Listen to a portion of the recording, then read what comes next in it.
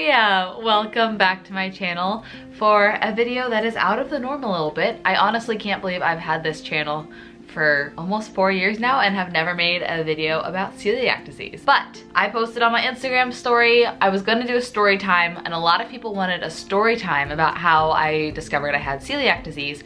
So I figured let's just do a whole video about it. I will tell you kind of what I went through, how I got diagnosed, all of my symptoms, things like that. And then the second half of the video, I will do a little Q&A. I just posted on Instagram just about an hour ago if there's anything in particular that you wanted to know about celiac disease. And so I have a handful of responses. So I'll go ahead and go through those and answer your questions as well. If you're not following me on Instagram, go ahead and follow me here because lately I've been going to Instagram more and more for Q&As and for video ideas and all of that, so you can be a part of that. I also feel like this video is a little more niche, so maybe fewer of my regular viewers will watch this, and at the same time, maybe more people that I don't yet know will be watching this because maybe you're researching about gluten-free or celiac disease or things like that. And if so, hi. I'm glad to meet you. If we don't know each other, my name is Michel. I have celiac disease, and because of that, I actually ended up studying nutrition. So I have my degree in nutrition. I don't really use it except for to talk about things on the internet. So here we are. Let's talk about it. Oh, where to begin? I guess let's begin by defining what celiac disease is medically. Celiac disease is an autoimmune disease, meaning it is a disease that affects your autoimmune system. And celiac disease is kind of like a lifestyle disease, meaning there is no medical cure for it. It's something you have until you die, basically, and there's no medicine that will help with these symptoms. It is only affected by lifestyle choice. And the lifestyle choice in this case is completely avoiding gluten. What is gluten? Gluten is a protein primarily found in wheat, but it's also found in barley and rye and random grains that you might not even know about, like farro and couscous and random things like that. So it's literally what it is. This is just a protein. People make it out to be something much worse, but it is just a protein. So when someone with celiac disease comes into contact with gluten, their immune system thinks it's something really bad, even though it's not, and will begin to attack it, just like your body would attack a virus. And how your body attacks a virus is it gives you a fever to try to burn it off. It does all these random things, and it creates a very inflammatory response in your body. Because of that, symptoms can vary quite a bit, and even symptoms for me can vary quite a bit, which we will get into. But that's essentially what it is it's your body not being able to process that information correctly and thinking that you are getting very sick, so your body actually attacks itself. Basically. Thanks, body. Celiac disease is interesting. It is genetic or hereditary. It is also one of the most under-researched diseases. I haven't actually researched it since I was in school, and information is always changing, research is always changing, but here's what I learned about it when I was in school. So celiac disease affects 1 out of every 100 people. So it's not as common as you might think. But then also, if you take a step back, like you probably follow at least 500 people on Instagram, meaning probably at least 5 of those people have celiac disease, statistically speaking. But what's interesting is about 30% of people have the gene. So my parents likely have the gene because I obviously have celiac disease, but none of them have celiac disease themselves. So research is trying to figure out how 30% of the people have the gene to be genetically predisposed to celiac, but 1% of people actually have celiac disease.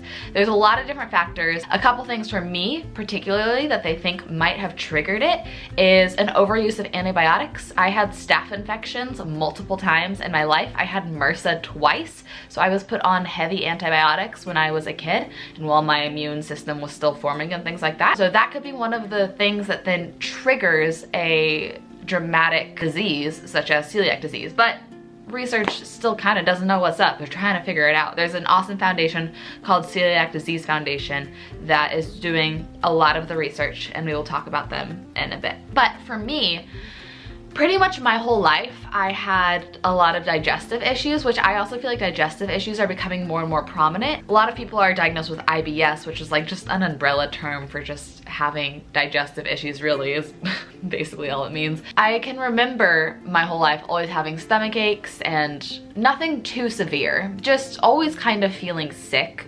It didn't get severe till I was in high school. And so I started going through all of these different tests, and they found out I was lactose intolerant, which honestly, that could be a whole nother video. 92 to 98% of people are lactose intolerant. So I cut out dairy. And then further testing, they found that I was fructose intolerant, which I don't really strictly follow that anymore. Basically meaning that my body can't break down fructose, just like when you don't have the digestive enzymes to break down lactose and lactose intolerance. So I cut out specific fruits, sugary things, desserts, things like that.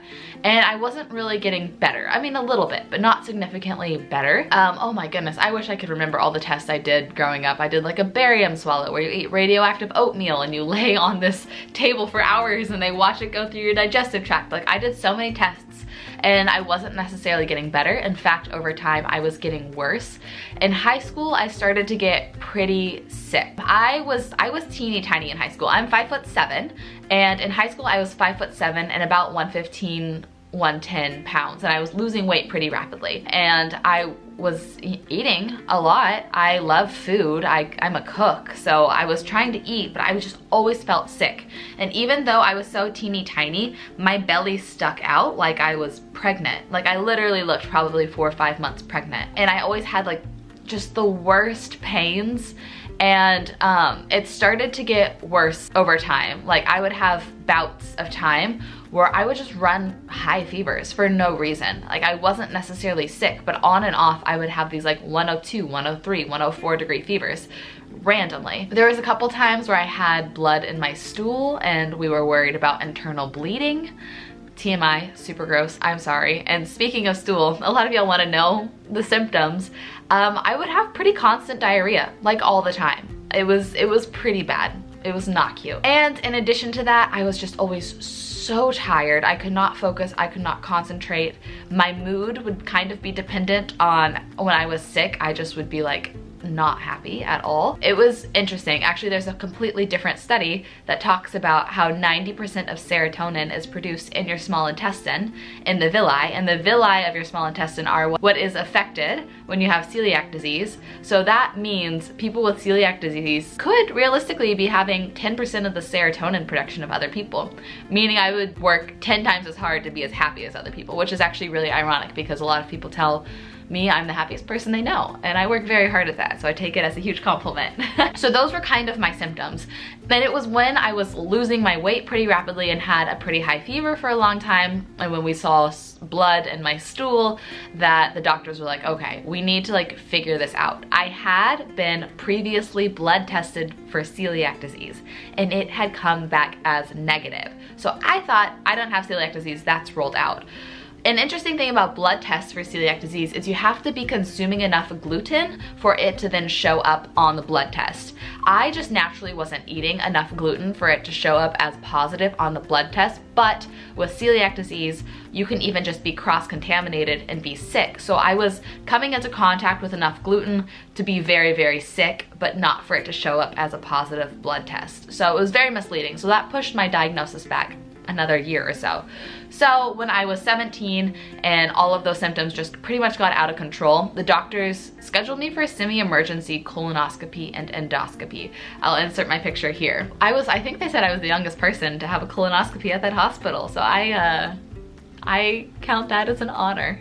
So I was put completely under. It was basically like a surgical procedure. You do the whole like colon cleanse type thing the day before where you drink all the disgusting things and sit on the toilet for 24 hours, and you go in and you're put completely under. They put a camera through both ends of you and go through your whole digestive tract, top down and then down up, and the whole way they take biopsies. So there's a little like pincher guy, to the best of my knowledge, that goes and collects different pieces of your small intestine and takes pictures along the way, and then sends it off to the lab and they do testing on it. The test came back and the doctor said, whoa, the villi in your small intestine are pretty much gone. So the villi are these little like hairs in your small intestine. They are responsible for, this is a very remedial explanation of it, but they're kind of responsible for helping to push the food along, but their primary function is they absorb nutrients. Because of that, I was deficient in a lot of vitamins and minerals because there was no way for me to absorb those nutrients because the villi were pretty much gone. Over time, when celiac disease, these are the villi, I'm just gonna hold them up. When people with celiac disease get glutened, the inflammation wears down on the villi, so they'll get smaller and smaller and smaller and nubbier. Mine were pretty much gone. So they were like, this looks like it could probably be celiac disease. You pretty much don't have villi in your small intestine, villi. And I didn't want to believe it because I had already kind of ruled it out with a blood test, and I had had so many like maybes from doctors. It was pretty frustrating that I took my they sent me over all of the testing, all of the biopsies, all of the pictures, and I sent that to Celiac Disease Foundation. And because they're the experts, literally their whole foundation is studying celiac disease. And I said, is this celiac disease? And they said, definitively yes. This is a classic case of celiac disease, and it had gone on for so long that the damage was pretty bad. And they were really sweet. They sent me over this gift basket. If I can find a picture, I'll put it here, but they sent me over a gift basket full of gluten-free snacks. It was very sweet. I love that foundation. I would love to like support them and work with them in the future. And it was basically a lifestyle change from then on. An interesting thing with like the villi and your small intestine is it could take up to 7 years to fully grow back. Not to necessarily heal, because you never heal from celiac disease. You have it your whole life, but at least for the damage that was caused to heal. And that's 7 years of like not coming into contact with gluten, which is easier said than done. So that's kind of my story of how I got diagnosed and what my symptoms were like. Ever since then, I have felt better every year. I still feel hindered at times, but when I come into contact with gluten, I feel like the longer I go with healing, my glutening, like when I get glutened per se, is less and less severe, which is amazing, but the symptoms change so drastically each time that I get sick from food that it's very, very interesting. And I think people ask more specific questions about this, so let's go ahead and jump into the Q&A and I will answer all of the questions about what it's like living with celiac disease. Do you know anyone else who has it? In my family, we think one of my cousins might have it. He has never gotten officially diagnosed because the only official way to diagnose is with a colonoscopy, endoscopy, biopsy. And obviously that's a pretty invasive procedure, pretty expensive procedure, so I don't think he's ever gotten it tested. But out of my family, that's the only person that we suspect has it. And then I know 3 other people in my life that have it. 2 of them I specifically posted when I went to UT Austin on a Facebook page saying, hey, does anyone else have celiac disease? I know nobody here. I would love to go find gluten-free food with you. And so I met 2 girls that way. And then I worked with a girl once before who had celiac disease as well. This might be a longer video than I intended. This one's good. This one was asked by my best friend, Hallie, one of my childhood best friends. Hi, Hallie. She says, does it make you mad that gluten-free is trendy right now? This could honestly be a whole nother video. It doesn't make me mad per se. There's pros and cons. So living in LA, a lot of people are gluten-free. I actually wrote my whole senior thesis on this, and this is all just opinions, so if you don't agree with me, that's totally fine. But I think that too many people blame gluten for things that aren't the problem. If I didn't have celiac disease, as a person with my degree in nutrition, I would 100% eat gluten. But a lot of people blame gluten for problems, so because of that, gluten-free is very, very trendy. Eating out in LA now is a lot easier because at least servers are educated on what gluten is, what might have gluten, and menus are denoted with gluten-free, so at least I don't have to go through and ask them a million zillion questions. But one thing that does get annoying is that people don't really take me seriously because so many people are gluten-free by choice, and so many people will call themselves celiac or call themselves allergic even, just to make sure that the server will serve them gluten-free. And because of that, people like me who will actually get very sick from cross-contamination, since they had 20 people that night that said, oh, I'm gluten-free, they just don't really take the necessary precautions, which makes me kind of mad. I'm also a server, so I have tables that tell me like, oh, I have celiac disease, or oh, I'm allergic to gluten, and I go through all of the precautions. I have the kitchen change their gloves, do all the things, and then I go over and I see them eating a bite of their friend's sandwich, and I'm like, oh, wait, that's not gluten-free. And they're like, oh, it's fine, I can have a little. And I'm like, cool. So that does genuinely annoy me. I can make a whole different video about the medical side of that.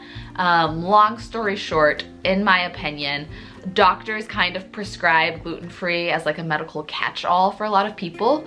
Most doctors go through one nutrition class in their whole schooling, at least currently in the US. I hope that's changing in the near future. And yes, gluten can cause an inflammatory response for some people, but people will just cut out gluten but still eat sugar and dairy and other completely inflammatory things. If you want to do a completely anti-inflammatory diet and try that, awesome. If you want to try a low FODMAP diet and do that, awesome. But people that are just cutting out gluten and not the other things is just kind of unfairly blaming one thing. I'm trying to think of like a way to phrase this. Like, it would be like if an alcoholic were to cut out just vodka, you know, and like not all of the other alcohols. It's like, if you want to try to be healthy and not have alcohol at all, cool, I support that. But like, don't just blame that one type of alcohol and like make it this big trendy thing, you know? Like I said, I could explain that in much more depth if I do another video on it. I also think that there's just a lack of research and a lack of knowledge, which is, nutrition is growing as a science, really. We're finding out new things in nutrition every single day. So I am very excited to dive into that. A lot of people are asking if I get a negative reaction because people assume it's a trend. Yeah. Are people more understanding and careful in California versus Texas? I have noticed that in my experience, just because like in LA it is so trendy, servers are much more educated on it, which is great. There's just more of a need for it. When I go home to Texas and I eat in restaurants, a lot of servers don't even know what gluten is, and so I have to be much more careful about like asking them every single question. Like, is that cooked on a shared cooktop? Is it fried in a shared fryer? Is there any sort of flour in that sauce to thicken it up? Like all of the little questions that they probably won't think through. But because it's less trendy in Texas, I also feel like people are like, okay, she could get very sick if I mess this up. So I feel like there's pros and cons depending on where you live. What's a food that you can't eat now and miss the most? Probably biscuits and gravy. Oh, that was like one of my favorite things. Is there anything you can do to stay safe from cross-contamination during the holidays? One good thing about eating out or eating over at people's house during the holidays is normally it's a big group thing. So whenever it's a big group thing, I don't feel bad bringing my own snacks. And there's some things that are obviously safe, like fruit. Like there's normally like a fruit platter or a veggie platter.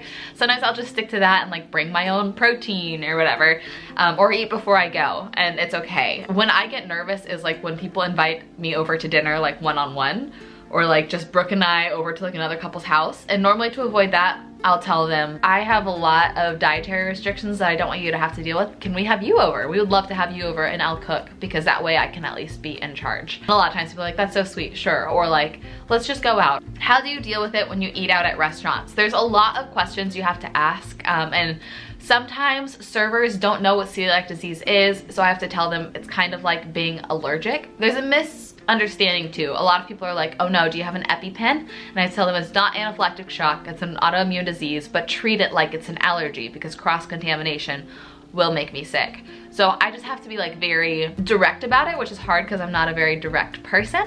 And you have to know a lot about cooking to really eat safe at restaurants. Like, for example, if things are marinated or barbecued, a lot of times marinades can have soy sauce or beer in it. So you have to ask them that.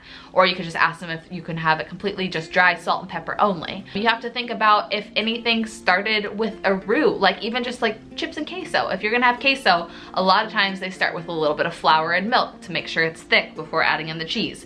So you have to know a lot about cooking, and you kind of just have to eat the boring things. A lot of times when I go to restaurants, I'll just order sides. I'll say, can I have a piece of grilled chicken, just plain salt and pepper? And can I have a side of steamed veggies? Simple. Is it yummy? Not particularly, but at least I can be out enjoying the restaurant with my friends and eat safely. So you can ask restaurants if they can accommodate you, if you can make a meal out of sides, that type of thing. And just go for the things that are ultimately safe. If you want to try something fried or whatever, make it at home. It's usually not worth trying to eat that out. What was the last time that you got gluten? It's so interesting because I actually got gluten just a couple weeks ago, and this has never happened to me before. I researched it. I need to look back up the term for it. It's this medical thing that happens only to people with autoimmune diseases, where from my waist down, I felt like my skin was on fire. I literally felt like I was standing in an anthill, and I was at church. I felt like my whole legs were just being like stung, and it was like itchy and like burning, and the pain was so intense I literally thought I was gonna throw up from the pain. It sounds so dramatic. I had to go to the bathroom and take off my pants and cover my legs with wet paper towels, and it lasted for a couple of hours, but that was my only symptom. That was one of the first times I didn't run a fever. That was one of the first times I didn't have diarrhea. Like, it's so interesting how much symptoms can fluctuate, and it's weird. It's really weird. But that was just about 2 weeks ago. That was the last time it happened. A lot of people are asking about symptoms, if it's genetic, how did I find out? I feel like I kind of touched on all that. How do you get tested? You could get the blood test, but it's just not as accurate as I said. Someone asked, is it curable? It's not curable, but you can maintain a healthy and normal lifestyle if you take all of the precautions. Do you live out of fear? A little bit. I'm always a little bit fearful. There's a lot of different medical conditions that go hand in hand with celiac disease as well. Like, I am significantly more likely to develop non-Hodgkin's lymphoma because of it. Like, there's a lot of things, but if you live in fear, you're robbing yourself of the time that you're assured. So I just try to forget about it. How can you be conscious of other people who have it? This is great. I don't want to sound bad, but I have gone to dinner with friends plenty of times that don't eat gluten for their own reasons, which it's fine, it's your life, whatever. But they make a big deal about it to the servers when they know I have celiac disease. This happened to me not that long ago. I was with a friend who said, you know, I'm gluten-free, blah, blah, blah. And they were like, great. And like, we'll walk you through all the steps. We'll make sure it's very safe, which they were a great restaurant. Then it came time for me to order. And I felt like I was then put in an uncomfortable position because I didn't want to be like, hey, I have celiac disease, so I'm gluten-free, but all of those precautions for her, like, don't need to happen for her, they need to happen for me. Like, that was an uncomfortable situation. So instead, I just didn't really say anything, and I had eaten there before, and I just kind of crossed my fingers and hoped. That's also kind of on me for just feeling uncomfortable in that situation. But be mindful when you're with a friend with celiac disease that their health is first and foremost, and maybe instead of asking them to go to a specific restaurant, maybe see if they want to grab coffee or whatever, or be like, if you ever want to get dinner, like, let me know if there's a spot that you enjoy. A lot of times people will tell me like, hey, let's check out this place, and it's like an Asian food place, and Asian food is like the one type of cuisine that I can pretty much never eat at because soy sauce is on everything, and I'm kind of like, that sounds fun, but no, like, I always feel awkward. So if you know someone with celiac disease, maybe ask them, hey, is there a spot that you'd like to go? Do you feel safer grabbing coffee? You know, that type of thing is a really good way to be mindful. And thank you for asking that. That's so sweet that you want to be mindful of people with celiac disease. And the same thing goes for anyone with any sort of allergy or like extreme dietary restriction, I'm sure. Okay, and the last thing I'm gonna end on is a couple different people asked this in different ways. One person said, do you hate having it or do you secretly like it? Another person said, how has it shaped you? It is a big hindrance on my life, because so much of community is focused around food. Think about it, people will invite you over for dinner or they'll want to go grab food. Like, so much of life is involved around food. I just moved into this place and neighbors brought me cookies, things like that, to where you feel kind of uncomfortable a lot of the time. But I am thankful for it. I know it sounds weird. Because most processed unhealthy foods happen to have gluten, I'm gonna reiterate that I don't think gluten is necessarily the unhealthy part of those foods, but cookies are full of sugar, full of simple carbohydrates, not nutrient dense, happens to have gluten. Because I can't then eat those cookies, I feel like I am healthier because of it. Granted, there are gluten-free cookies that are probably even less healthy because they pack it with more sugar to make it taste palatable, but at least they're more expensive and harder to find. So I do like that it has forced me to be healthy. I do like that it has sparked a curiosity in nutrition, and then I therefore pursued my degree in nutrition. Because of those, I look at it with a positive outlook. I don't really have to have a strong sense of like self-control when it comes to eating healthy, just because if I do eat something that is unhealthy, like fried, even if it's gluten-free and fried, like French fries, high likelihood I'll get cross-contamination from the fryer and my body will then be very, very sick. So I don't really have to like exercise self-control when it comes to healthy eating. Pretty much all I can eat is relatively healthy. So that is something nice about it. So I always like to look at things with a really positive outlook and just try to see all of the pros. So because of that, I know it sounds crazy, I am weirdly thankful that I have celiac disease because I have been able to find a lot of positives out of it. Is it easy? No. Is it fun? No. But it's part of who I am and obviously has shaped me quite a bit because of it, I got my degree in it. I launched a whole kind of like gluten-free career out of it on TASTEMADE, cooking completely gluten-free meals. So all in all, I am thankful. I feel like there's still so many things that I could touch on. Maybe I could do a part 2 answering more specific questions about celiac disease. So, or just gluten-free living in general, because there are a lot, I should have said this earlier in the video, there are a lot of other illnesses to where being gluten-free is probably a good idea. The things that irk me that I was talking about earlier are just when doctors prescribe it to everyone, anyone and everyone, or people that do it just because they read a magazine article about it. But there are a lot of people that need to be gluten-free for other reasons, and so I'd love to do another gluten-free video if you have any other questions. I love you so much. Thank you for letting me talk about this. It's not really like a super fun, upbeat thing, but it's a big part of me, and I know that I should have talked about it sooner. Okay, I love you so much. I hope you have the best rest of your day, and I'll see you in a video very soon. Bye!